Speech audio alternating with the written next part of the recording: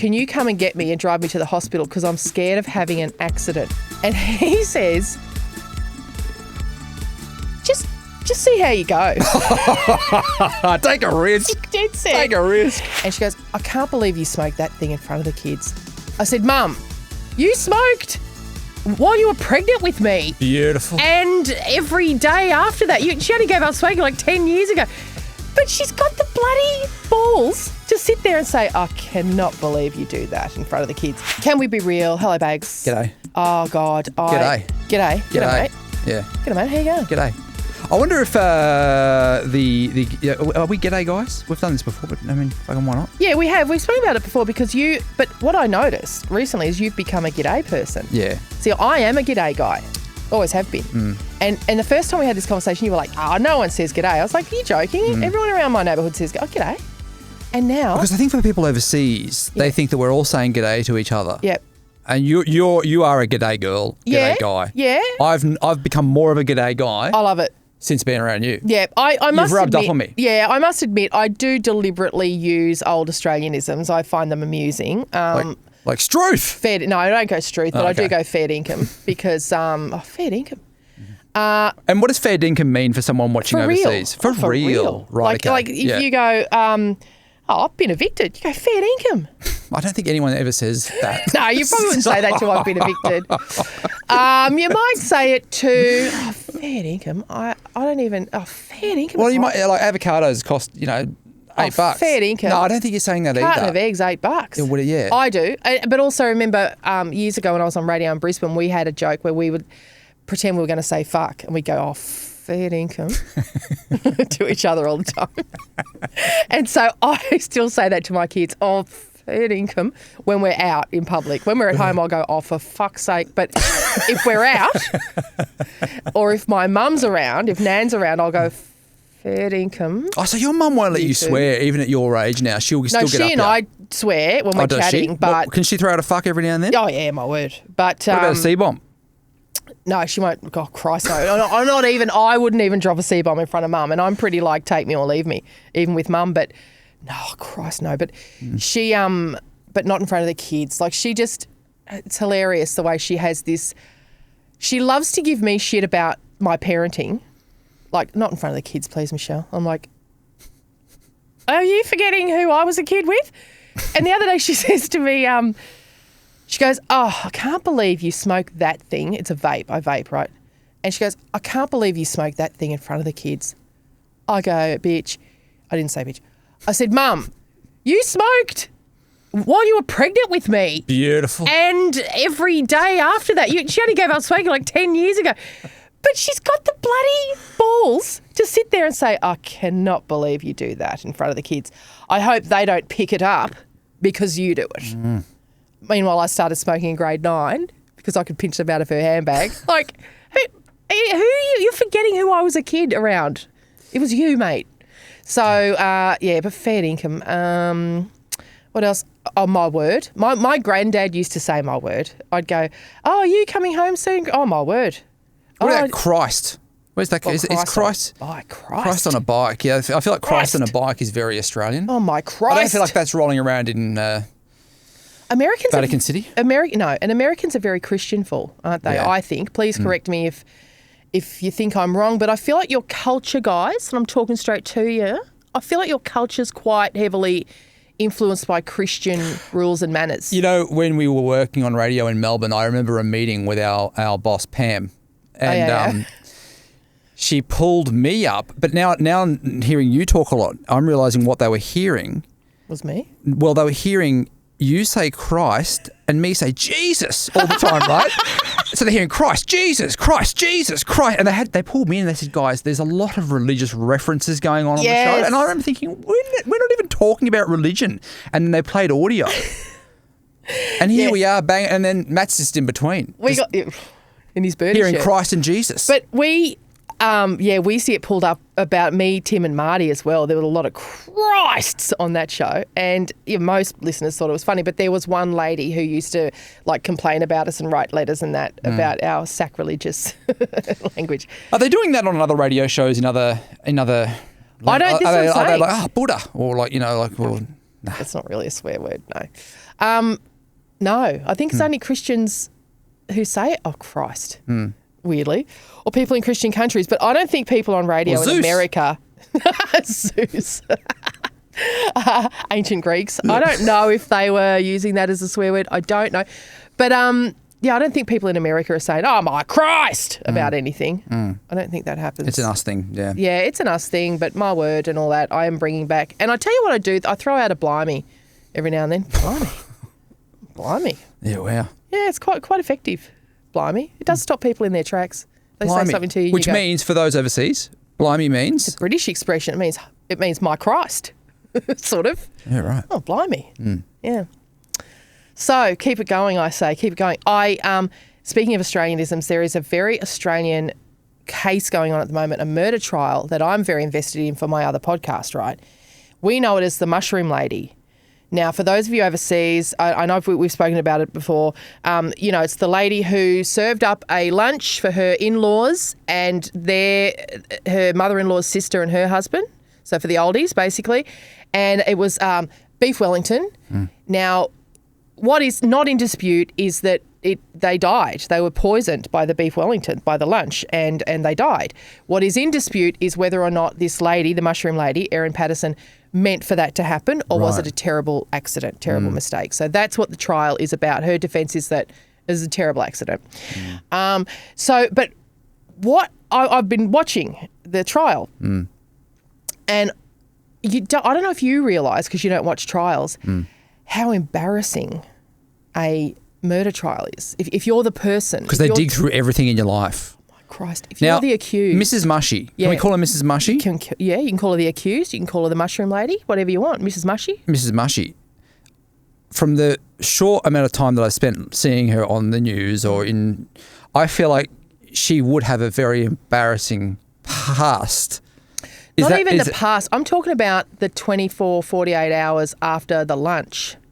Because imagine if, and I think it's like if for any of us, imagine if they said, right, we're going to investigate every move you made on the 29th of August, 2022 and the 2 days after that. Like, can you imagine? I'm thinking, fuck. None of us thinks we're doing anything embarrassing, but when they go and look, like with this lady, because it's all about food poisoning, right? And it's about the symptoms the other people had and did she have them. There was so much, there was like a whole morning dedicated to her poos in the 48 hours after the lunch. It's just like, there's this whole narrative about how... So is this a judge talking about... No, or this is the prosecution. Saying, now, it was a big one. No, well, no, more than that even. A brown one. They did get to... A nutty one. It was Corn? watery. It was watery, but... Bullshit. No, I'm not joking, mate. Who is in there? The nurse, because she eventually goes to hospital because everyone else has gone to hospital deathly ill with food poisoning. Right. So she shows up at hospital going, actually, I don't feel great. And they go, oh, okay, well, I don't know if you know this or not, but the others, because it's a small town, they know who everyone is. They go, the other people at your lunch are sick as fucking dogs in here, so we better watch you. She's like, oh, okay. So every time she goes to the toilet, a nurse goes in and checks. But before any of that, before she got to the hospital, we've got evidence about how many times, like, oh, well, the accused drove her son to cricket training or something an hour away and drove back and didn't stop to go to the toilet once. So they're really drilling down on The poo. the poo.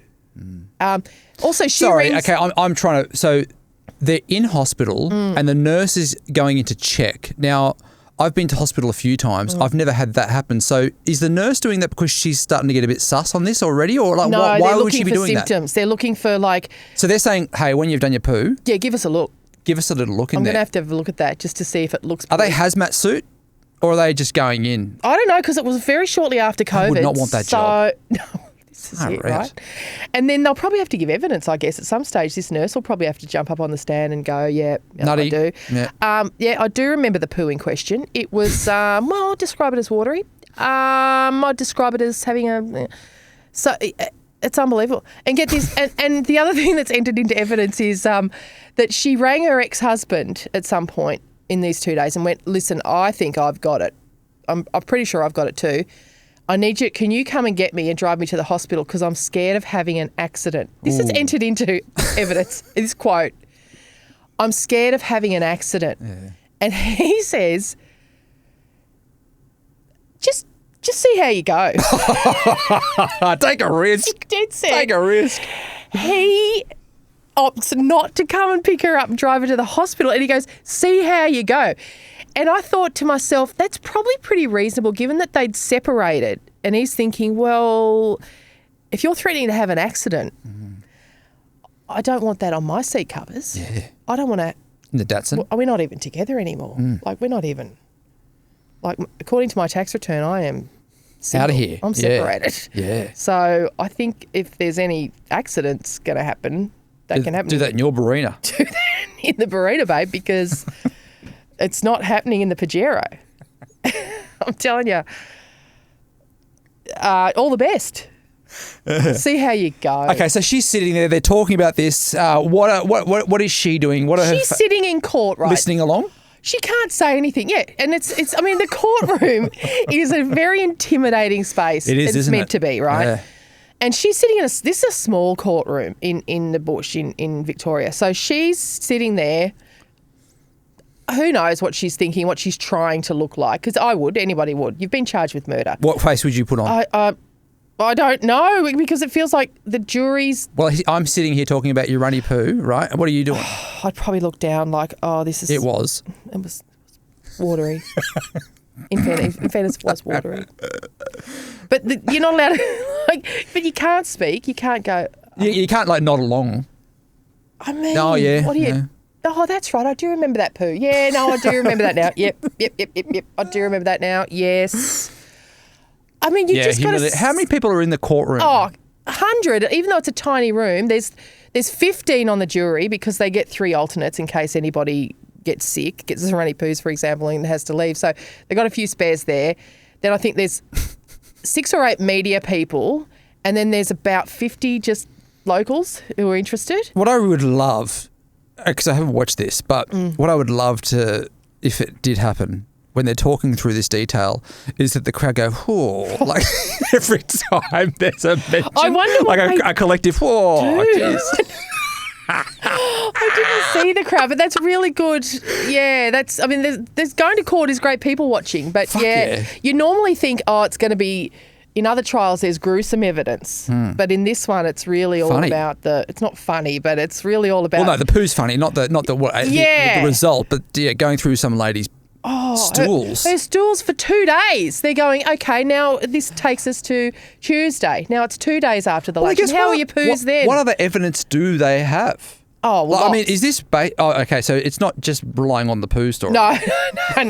There's lots of evidence, but with this evidence, they're trying to... And also the fact that she served individual beef Wellingtons she's cooked. And as I described in an earlier episode, a beef Wellington is a chunk of beautiful beef covered in a mushroom mush and then pastry.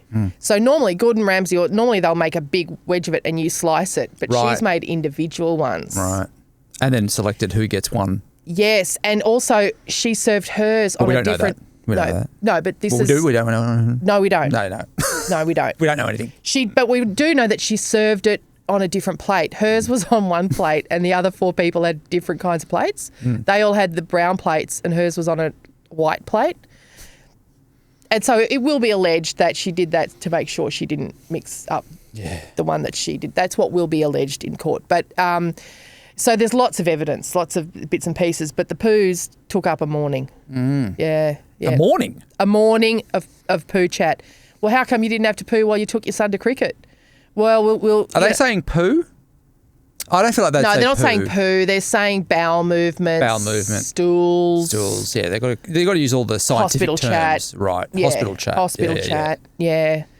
And how come when you came out of that toilet one time and it was really watery and yellow and you said, I know it looks like wee, but it's actually poo, to the nurse? That is true. That's part of the evidence. It's like, I'm just thinking, oh God, it's just another reason to try really hard to never be charged with murder. Yeah. Because lots of detail this coming is out. like, I don't want... If you thought just being charged with murder was embarrassing. Oh God. Imagine sitting there. What is worse, actually? Oh, I think it's just keeps Going through snowballing this. and getting worse and worse until you get to trial, and then it's probably worse in jail. I don't know, but Do you think she's sitting there just going, get me the fuck to jail? I don't know. She probably has some days. I mean, she's been in jail for 2 years though, waiting for trial. Well, as in, get me back into jail. Just get it over. Just get it. I'm sick of talking about me poos and what oh yeah. It's imagine them going, oh, and we know, and they've got so much evidence from your car, from your phone, and then just go, oh, we know that you chatted to yourself in your car from 11:26 to 11:17, just rehearsing an argument you were going to have with Bags later on in the day, which you didn't in fact end up having. It's just like, so embarrassing. Someone tracing your steps for 48 hours or longer. Don't do it, guys. Try really hard never to be accused of murder. Why is everyone so fascinated with this particular case? Why is there so much hype around it? The lady herself who's accused was a bit of a character in the days after. In the days before her arrest, she was out and about and chatty to the media. And that's right. I remember the footage of her in front of the car. Yeah, crying, saying, I didn't do anything. And at that point, no one had said she did. So your reenactment of her. I'm not going to do it. Wait till she's sentenced. Then I'll. If she's found guilty and sentenced, then I'll really rip in. But at the moment, she's innocent, and it's fascinating to watch though because it's so much media attention and it's so many people probably have made up their mind, so they're trying to say to the jury you can't. And her lawyer said, okay, at the start of the trial, he goes, look, the fact is this is the way it works. At the moment, she is innocent. Right. And the prosecution need to drag you all the way up to here to guilty with their evidence. Like you have to start thinking she's innocent and they have to change your mind. How do they select that jury? Because that would be a very hard group of people to go and find who don't really have a swayed opinion right now. Like who are those people? Everyone does. Who are those people? They're just locals. They're just locals from the area. Yeah. And why is the hearing happening in the small town and not in the big city with the big? Like, isn't this a big case? It's her community. So I know, but can't they get everyone down here on a bus or something like that? They asked for and they received. You can ask for it to be in your, like, say, my experience, growing up in Toowoomba, I could say, if I had a big murder trial, I could say, I want to be tried in my own community by a jury of my peers who live in Toowoomba. Who know me. Well, not know me, but know.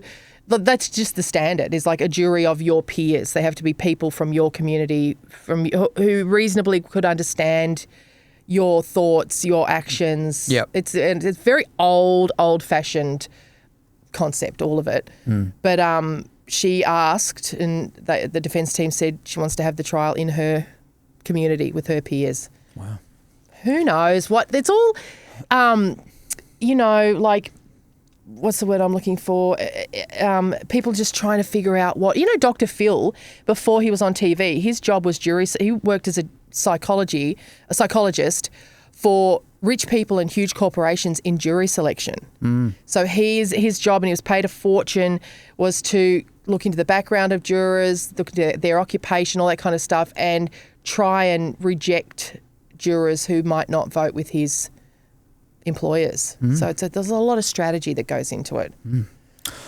All right, let's get into our first secret for today. If you've got a secret you want to share it on the podcast, all you have to do is go to the link in the bio, or you can write them into us as well.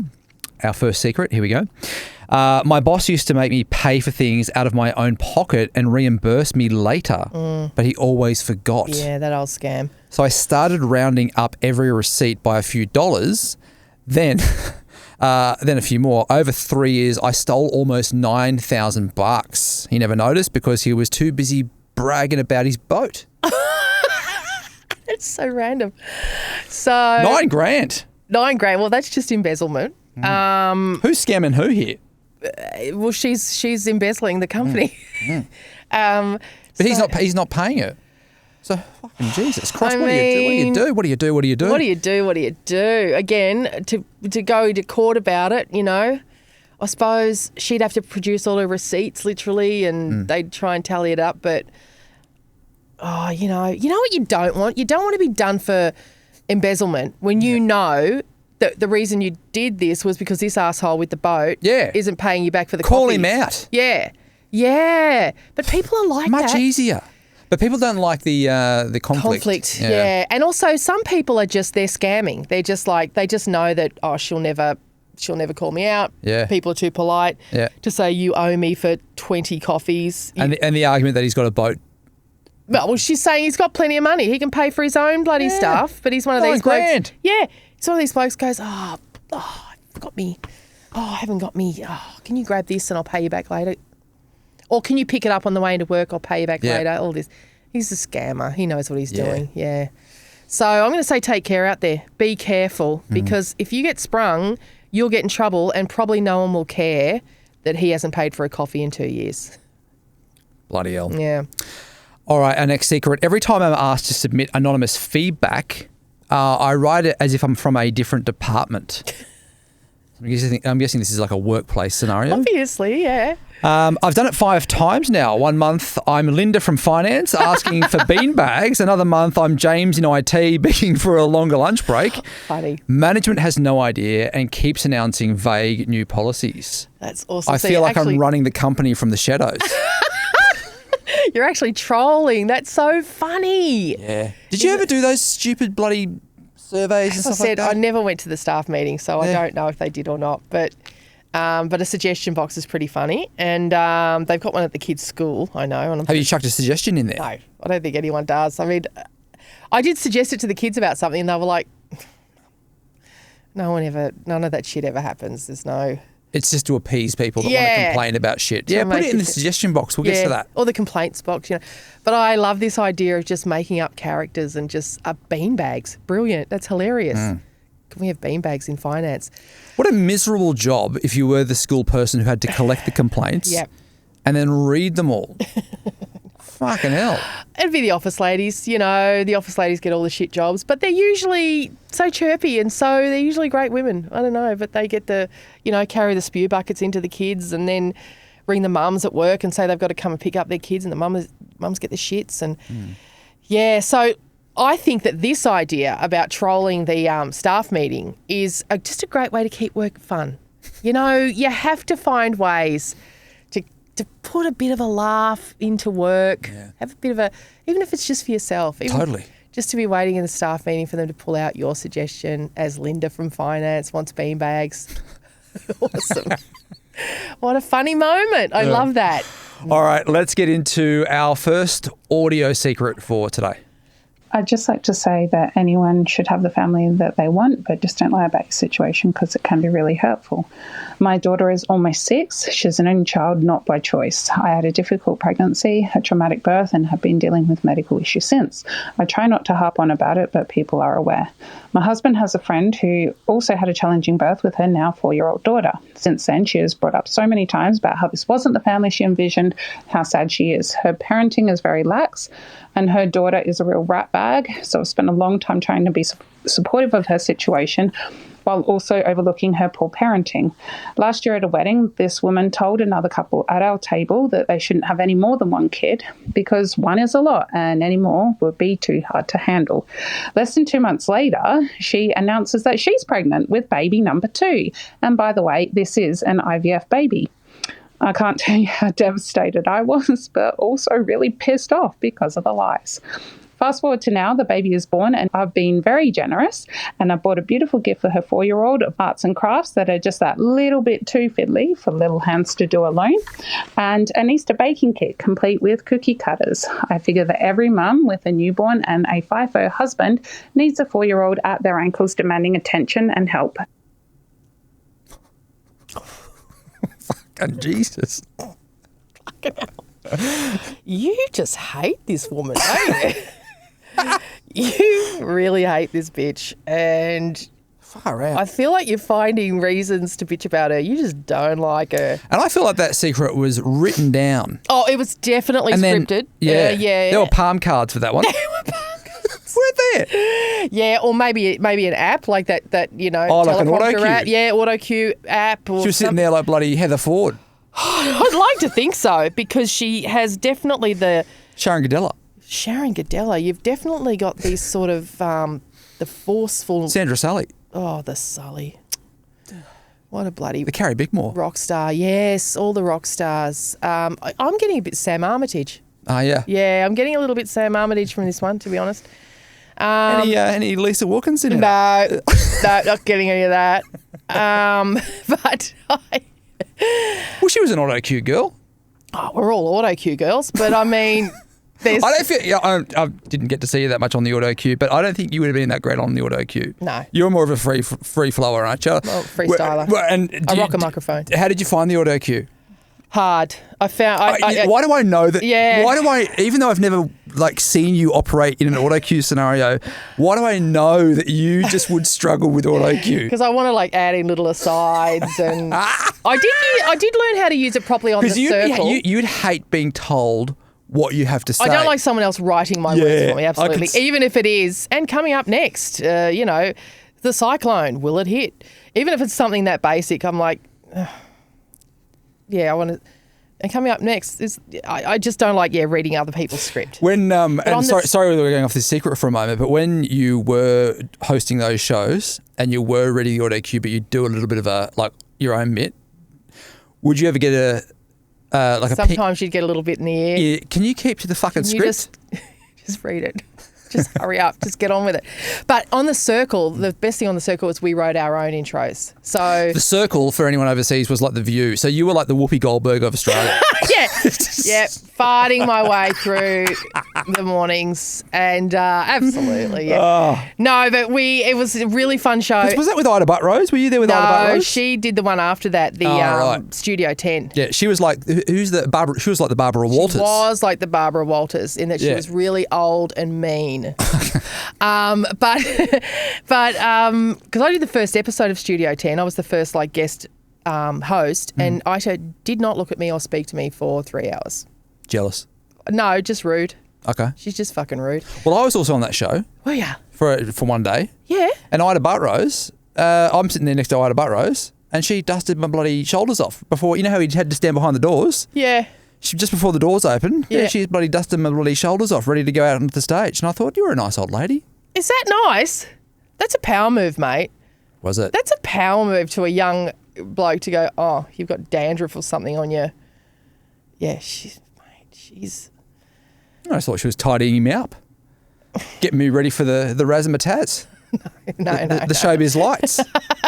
Well, yeah, but she was making out like you weren't ready. Oh, I wasn't, mate. Mate, it was my first time on TV and never got invited back after. Yeah, neither did I. But she should be making you feel empowered. Like, this is easy. You're going to be great at this. This is going to be great. She shouldn't just stand there silently like an imperious old queen and then turn around and dust off your shoulder. That's Ida. But anyway, I said, and anyway, that's Ida. But anyway, what about this secret? What do you think? What does she need? Because she's really downloaded here with her palm cards and her I auto think cue. you need to stop thinking about this lady. You hate her. And do you hate anyone though? Well, I don't, but no, I think you do. Oh, I think I hate Ida. I think I hate Ida Buttrose. Yeah, and so what's your advice there? So you hate Ida Buttrose, right? Yeah. How do you let it go? I don't have anything to do with her, No, and I don't on. think about her. This is my point. Like, you can't, if you hate someone, just get them out of your life. Don't talk about them. Don't think about them. Like, it's only affecting you. It's only making you tense, negative, angry, resentful, and you're doing bitchy things like giving a poor kid shit presents and you're only affecting your life. You're not affecting her. She's just going about her business. She wanted to have another baby. She had one. I think she's absolutely right about having kids, by the way. When she says to people, oh, mate, only have one. Fucking hell, they are hard work. I think it's reasonable what she's saying to other people. Because that's how she feels and that's her experience and she's trying to be helpful. I just think you don't like her. And you don't have to. That's fine. Stop hanging out with her. Stop knowing her. Just get on with your life. Ignore her. Come on. You're better than this. Come on. You're better than this. But thanks for submitting a secret as well. Thank you. Yeah, and I say it. with love, you are better than this fixation you have with a lady you don't like. Just ignore her. All right, let's get into our next audio secret. I've done this with 2 partners now. Pack the kids off every couple of Fridays, drop them off, get straight into it, wine, great sex, completely wrecked by 3 o'clock. Pick them back up. Filthy Fridays. Love them. Filthy Fridays. And the kids love it because it's Uber Eats, because mum's too shagged to cook dinner. So kids love it. Yeah. By the time she picks them up, mum's just like, whatever, kids. Mum's eerily cheerful. She's even branded the day. When she picks them up on Fridays, mum's eerily cheerful, but also quite tired, and we get to have Maccas. I don't know. I just love Fridays now. See, everyone's a winner. Brilliant. I like Freaky Fridays as well. Oh, yeah. I thought you said Filthy Fridays. Oh, Filthy Fridays, But she sorry. was whispering, so it was hard. Yeah, Filthy Fridays. Oh, girl. Should we change Feedback Friday to Filthy Fridays? Jealous. No, let's not. Unless we can have Maccas. I'm jealous. Yeah. I am jealous. I love it, girl. Good for you. Yeah, I'm filing that under. I love it. And just get it going. Anyone who can, any way you can. It's the only time you can get rid of the kids at school. So you've got to get it. What time's she hitting the wine though? Because I mean, if the Friday, mate. well, what time? Filthy Friday. What time is it? Okay. Well, I mean, in Europe, people have lunchtime wines all the time. Yeah, it's true. So I'm having early lunch. Yeah. It did sound like it was kicking off at 10 a.m. though. See, 10:30, 11. Oh, well, good times. All right. Well, if you how did you file that one? You've already filed it. You filed it. Yeah. All right. If you've got a secret you want to share it, all you have to do is go to the link in the bio. You can also submit them by writing them into us as well. We'll catch you again tomorrow.